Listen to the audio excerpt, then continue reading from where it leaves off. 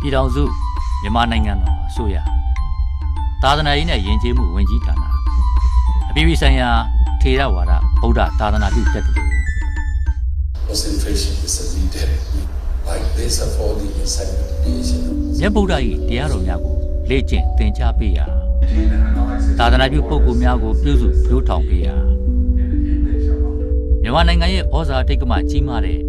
အပြည်ပြည်ဆိုင်ရာထေရဝါဒဗုဒ္ဓသာသနာပြုတက္ကသိုလ်ကိုမိတ်ဆက်ခြင်းအစီအစဉ်မှာလှိုက်လဲစွာကြိုဆိုပါတယ်။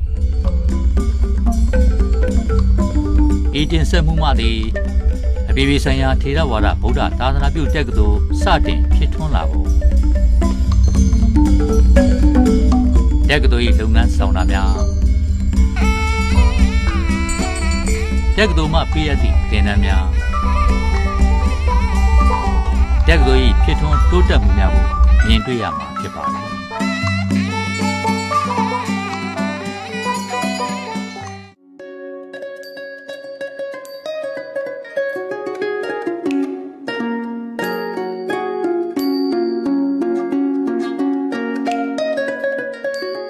အရှေ့တောင်အာရှရဲ့နှလုံးသားဝန်းကျင်မှာတည်ရှိတဲ့ပြည်ထောင်စုမြန်မာနိုင်ငံဟာရင်သက်ရှုမောပွဲသဘာဝအလှပများနဲ့မြင့်မြတ်တဲ့ဗုဒ္ဓအဆုံးအမများထုံမှန်းထားတဲ့နိုင်ငံဖြစ်ပါတယ်။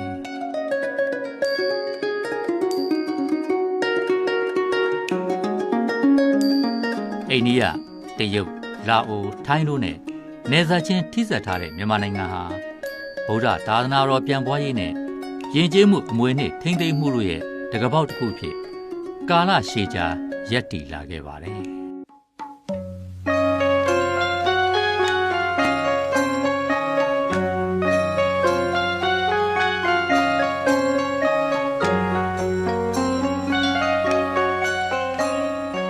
ထေရဝါဒဗုဒ္ဓဘာသာကို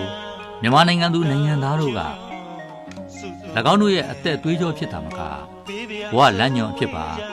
ခေတ်ဆက်ဆက်နှစ်သက်မြတ်နိုးစွာလက်ခံကျင့်သုံးကြပါတယ်။ရှင်မြန်မာရှင်ဘုရင်များလက်ထက်မှသည်ယနေ့အချိန်ထိအုပ်ချုပ်သူအဆက်ဆက်တို့က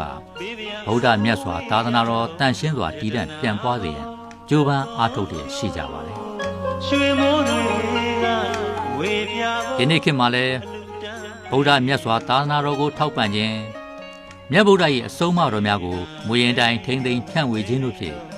မြန်မာနိုင်ငံတော်အစိုးရဟာမွန်မြတ်တဲ့အစဉ်လာကောင်းကိုထိမ့်သိမ်းလျက်ရှိပါတယ်။နိုင်ငံတော်ဝန်ပြည်သူပြည်သားများရဲ့အပြုအမူများဟာမြတ်ဗုဒ္ဓရဲ့အဆုံးအမဖြစ်တဲ့ဒါနသီလဘာဝနာကျင့်စဉ်များနဲ့လိုက်လျောညီထွေဖြစ်လျက်ရှိပါတယ်။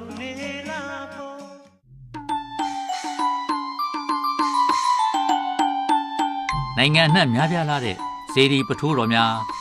ဘုန်းတော်ကြီးကျောင်းများကဗုဒ္ဓအဆုံးအမတော်မှာပြည်သူပြည်သားများကမယိမ်းမယိုင်မြဲခိုင်တဲ့တက်ဝင်ယုံကြည်မှုအမှတ်အသားပဲဖြစ်ပါတယ်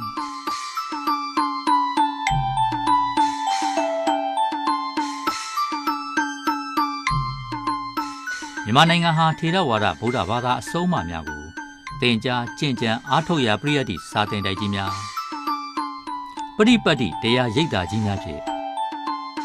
ဟန်ကျက်ညီစွာပရိဝေဒသာသနာစီတို့ဥတီလျှောက်လှမ်းလျက်ရှိပါတယ်။သင်ယူမှုမှန်ပါမှကျင့်သုံးမှုမှန်သည်ဆိုသောစကားနဲ့အညီမြတ်ဗုဒ္ဓဟောကြားသည့်တရားတော်များကိုသင်္ဃာယနာ6ကြိမ်တင်ကစင်ကြယ်စွာထိန်းသိမ်းခဲ့ရမှာပစ္စမနဲ့စတ္ထသင်္ဃာယနာများကိုမြန်မာနိုင်ငံမှာကျင်းပပြုလုပ်ခါထေရဝါဒဗုဒ္ဓသာသနာတော်ကိုထိမ့်သိမ်းစောင့်ရှောက်ရေးမှာတက်ကြွစွာပါဝင်ခဲ့သည်ကလည်းမြန်မာနိုင်ငံရဲ့သမိုင်းဝင်သာသနာပြုဆောင်ရွက်ချက်ပဲဖြစ်ပါတယ်။ပစ္စမသင်္ဃာယနာတင်ပွဲကိုမန္တလေးမြို့မှာကျင်းပကဗေဒကတော်များကိုကြောက်ထက်အခရာတင်နိုင်ခဲ့ပါတယ်။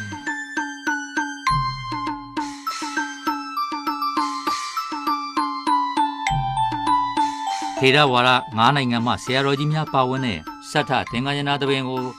ရန်ကုန်မြို့မှာဆင်ရင်ကျင်းပကဗေဒကတော်မူတံများကိုဆက်တင်ပုံနှိပ်နိုင်ခဲ့ပြန်ပါတယ်။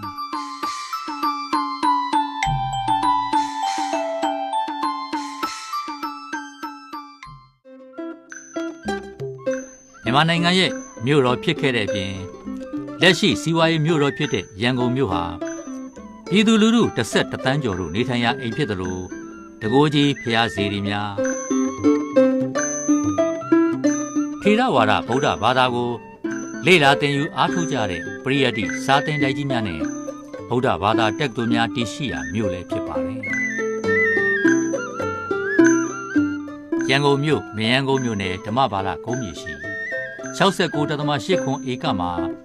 ပြည်ထောင်စုမြန်မာနိုင်ငံတော်အစိုးရနိုင်ငံတော်အေးချမ်းသာယာရေးနဲ့ဖွံ့ဖြိုးရေးကောင်စီမှစင်ကြယ်တန်ရှင်းသည့်မြတ်ဗုဒ္ဓ၏အဆုံးအမတော်များကိုကဘာသူကဘာသားများထံဖြန့်ဝေပေးမည်ဆိုသည့်မြင့်မြတ်သောရည်ရွယ်ချက်ဖြင့်အပြည်ပြည်ဆိုင်ရာထေရဝါဒဗုဒ္ဓသာသနာပြုတက္ကသိုလ်ကို1998 ခုနှစ်ဒီဇင်ဘာလ9 ရက်နေ့မှာစတင်တည်ထောင်ဖွင့်လှစ်ခဲ့ပါတယ်။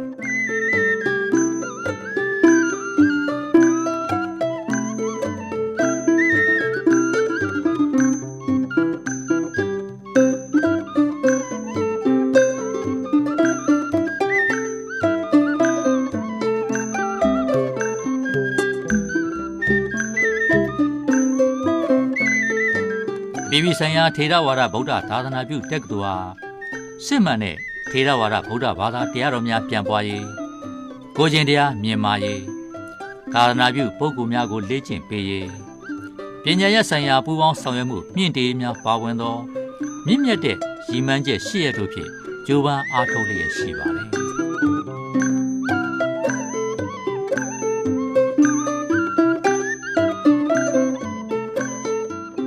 ပြည်ပြည်ဆိုင်ရာထေရဝါဒဗုဒ္ဓသာသနာပြုတက္ကသိုလ်ဟာဒီပလိုမာဗုဒ္ဓဓမ္မတစ်နှစ်သင်တန်းဖြင့်၎င်းရဲ့ပထမဆုံးစာသင်နှစ်ကိုစတင်ဖွင့်လှစ်ခဲ့ပြီးပြည်တွင်းပြည်ပနိုင်ငံပေါင်း15နိုင်ငံမှသင်တန်းသူသင်တန်းသား100ခန့်အားဝီနီသုတ်တံအဘိဓမ္မာမှသည်ကမ္ဘာဘာသာကြီးများလေ့လာခြင်းစတဲ့ဘာသာရပ်များကိုသင်ကြားလေ့ကျင့်ပေးခဲ့ပါသည်အပြည်ပြည်ဆိုင်ရာထေရဝါဒဗုဒ္ဓသာသနာပြုတက္ကသိုလ်ဟာအကျဉ်းသားနဲ့ပညာပြေဝတော်မူကြတဲ့ပါမောက္ခချုပ်ဒုတိယပါမောက္ခချုပ်တို့ရဲ့ဥဆောင်လမ်းညွှန်မှုဖြင့်အစဉ်စဉ်တိုးတက်လာခဲ့ပါတယ်။တက္ကသိုလ်ရဲ့ပထမဆုံးပါမောက္ခချုပ်ဆရာတော်ဒေါက်တာဗဒ္ဒနာသီလာနန္ဒာဘိဝန္တမသည်ဒုတိယမြောက်ပါမောက္ခချုပ်ဆရာတော်ဒေါက်တာဗဒ္ဒနာနန္ဒမာလာဘိဝန္တနဲ့လက်ရှိပါမောက္ခချုပ်ဆရာတော်ဓမ္မဒုဒဒေါက်တာအရှင်စေကိဏတို့ရဲ့ဥဆောင်မှုအရေးချင်းပြေဝတဲ့တင်ကြားစီမံအဖွဲ့များရဲ့တင်ကြားမှုစီမံမှုတို့ဖြင့်ဆက်လက်လည်ပတ်လျက်ရှိပါတယ်။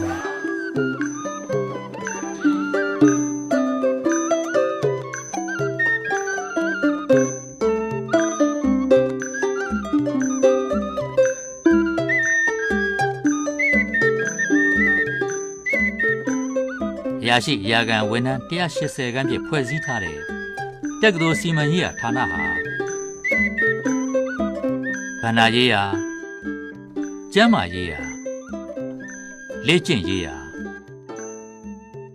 ပုံနှိပ်ရေးရာနဲ့စာကြည့်တိုက်စီမံရေးရာကဲ့သို့သော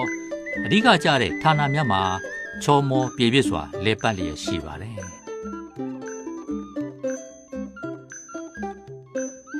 ဒီကနေ့ချိန်ခါမှာတော့ပြည်ပြည်ဆိုင်ရာထေရဝါဒဗုဒ္ဓသာသနာပြုတက္ကသိုလ်မှာဒီပလိုမာတန်းမှစ၍ပါရဂူတန်းအထိဝီနီသုတ်တံအဘိဓမ္မာသမထဝိပဿနာပါဠိမြန်မာပညာရေးဆိုင်ရာရေးထုံးသုတေသနပြုနည်းစတဲ့ဘာသာရပ်တွေကိုသင်ကြားပို့ချလေ့ကျင့်ပေးလျက်ရှိပါတယ်